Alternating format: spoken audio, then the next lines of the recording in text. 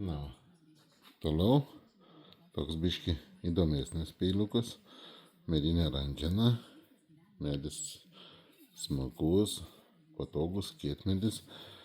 Čia yra japoniško stiliaus, būtent mėsinėjimo peilis, iškaulinimo. Su tokiu peiliu japonai jie tiek ir aplink kaulus visur dirba, aplink sąnarius, tiek ir prie žuvies galite jį panaudos kokiom išklotinėm daryti, tiek ir mėsos iškaulinimui.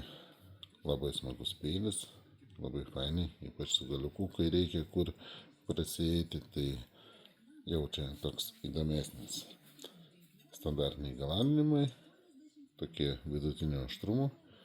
Jeigu reikia, jau dabar su pergalandimu reiktų laukti, nes pakuojame stakles, viską ruošiamės jūros šventei. Statykit, laimėkit, iki.